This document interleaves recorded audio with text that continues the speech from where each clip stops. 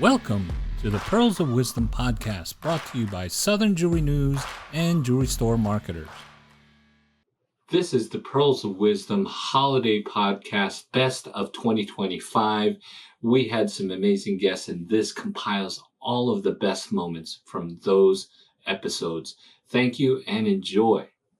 So you're having a good time here at the show. Yeah. Yeah. So what? I mean, it's easy to get to, but there must be something else about this show that you love. You know, What is that? easy to get to. More importantly, the networking at this show Yeah. Oh yeah. is awesome. I mean, just, in the evenings, a lot of people are together and you're talking to people who are doing the same thing that you're doing. You're meeting new vendors. That's priceless. And it's enjoyable. Absolutely. So, and there's great selection here. So, I do a lot of shows throughout the year. So this is a great show for me to come and go, I still need this and I need this. And, kind of talking to people, seeing what's new and different. And What do you like about it? And if you had to tell somebody out there, another retailer in the area or even outside the area, what would you say to them? That what makes Atlanta special? What sets it apart from all the other trade shows? And we started coming when we had to drive downtown. So Downtown, we've been coming yeah. that long. You said, how long have we been coming? We used to drive downtown to go to it because it was that special to us. And I think that as it's evolved and as we've evolved and as the business has changed, it's like family. What do you find about the suppliers here? What can you expand a little bit with us on the type of suppliers that are important to your store? Well, the great thing is there's just the right mix of suppliers from price point to high end.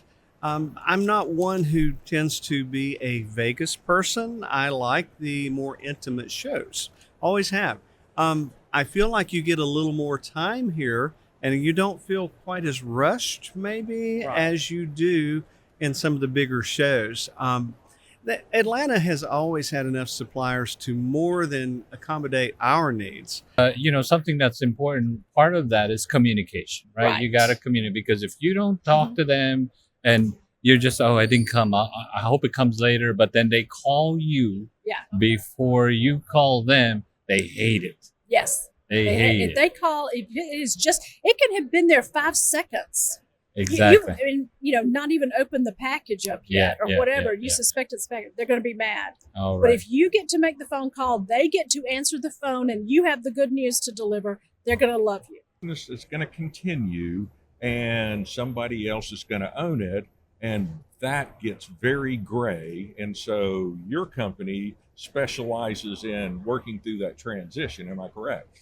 Yes. The first thing that I would say, the transition is kind of in two parts. Okay. The first part is where you might need a coach, and there are a lot of good coaches in the industry to help you determine who is taking over the business and what the role is, because there may be more than one person in a family that's interested in taking it over. Okay.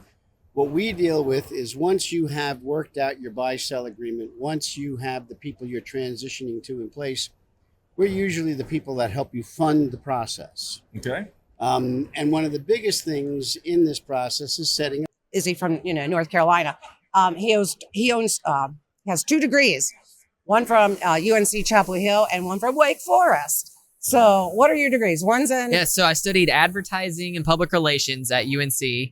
And then I love my heels. Yeah, I'm representing today. There you with go. my show lanyard. And then when I was at Wake Forest, I studied business management with a finance concentration.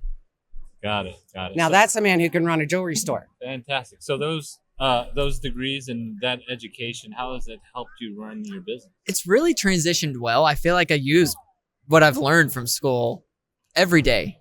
On the advertising side, the public relations front, the finance, obviously. Anytime now I see somebody like come in with a big diamond on, you're like, you immediately look for the inscription on it, or ask them, tell me the story, and it's a lab grown.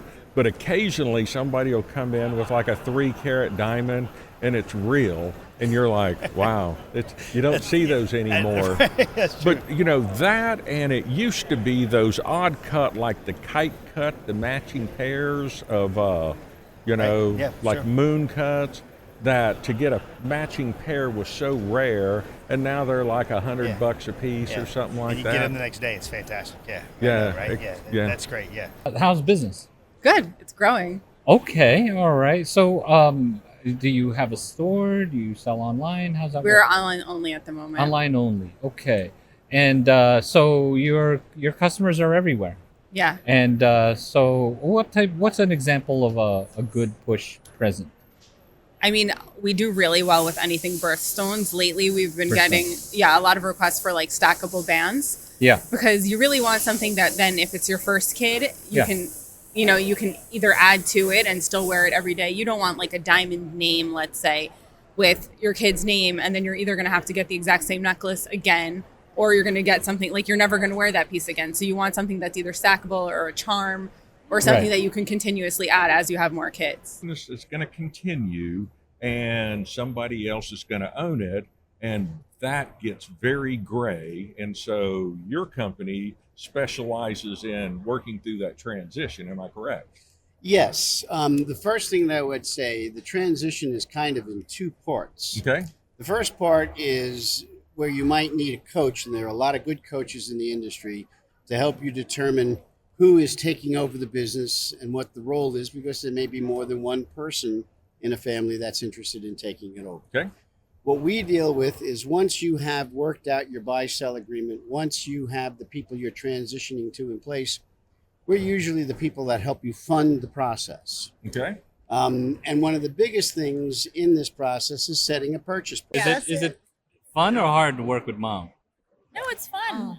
I mean, We're gonna get the real story later. later. I need to exit. No, it's great. She's easy to work with. She, just like anything, there was like a transition.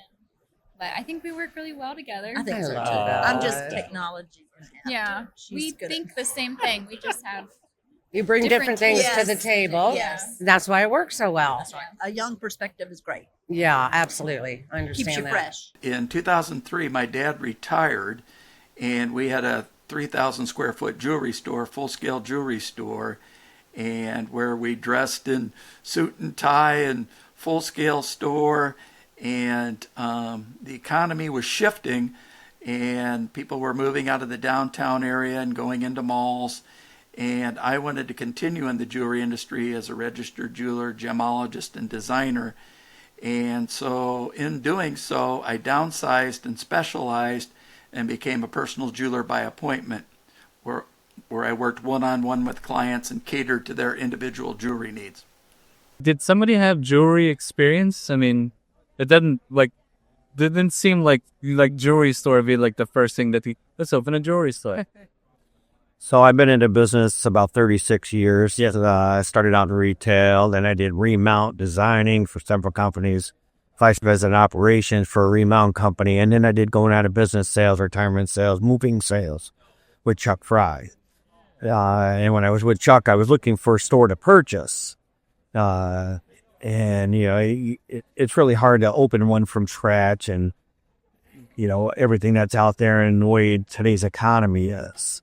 And a friend of mine passed away in the next town over and closed this store. And my daughter is actually a geologist. How long? Tell us about it. How long did it take to build and so forth? From groundbreaking to unlocking the front door for the first time, a little bit more than a year. So I'd say about 13 months. As anybody that's ever done this before could probably testify to, then you really spend probably the next 6 months waiting for furniture and for just some of those little boxes to get checked. And we're getting there. I'd say almost everything has been delivered. I'm waiting on, we have an outdoor entertainment area, so I'm waiting on some patio furniture and things like that. But other than that, it's about a year, but it's a long time coming. I mean, it really takes a lifetime to build up to a project like that. There's change now with Southern Jewelry News. Chris Smith and Bill Noonan the former owners of Southern Jewelry News have sold it. I've sold Southern Jewelry News, and God had no idea. I had no idea that they would sell it to me. And so I'm, I guess, the new owner of Southern Jewelry News, and I'm pretty excited about that. I'm excited to work with you and Martha Oswald, who's anybody that's worked with SJN knows Martha. Yep. And boy, this is pretty exciting. And this just recently we released our 100th podcast episode. Things that you do with your with the pieces that you make is really infuse the customer's story into every piece. Why is that important when creating custom jewelry? Well, I believe that everybody wants to have something that nobody has, first of all. Mm-hmm. So their stories are all unique. And then I feel like jewelry, wearing jewelry should be all about emotions. Yeah, when you wear a piece of jewelry, whether Right. it's your engagement ring or, your anniversary band, it has to tell something. It has to, Right. how should I say, express your emotions. Right. So I try to find out, for me, the occasion of the jewelry is very important. So I try to find Sure. out a little bit about my customers. Listen to the full episode now. Download and subscribe to the Pearls of Wisdom Jewelry Podcast. Thank you for watching the Best of 2025 podcast episodes. Happy holidays, Happy New Year, and we'll see you next year. Take care. Thanks for listening to the Pearls of Wisdom Jewelry Podcast. For more information about the show, please visit southernjewelrynews.com/podcast, brought to you by Southern Jewelry News and Jewelry Store Marketers. Make sure to subscribe on your favorite podcast platform so you can catch the next show. See you then.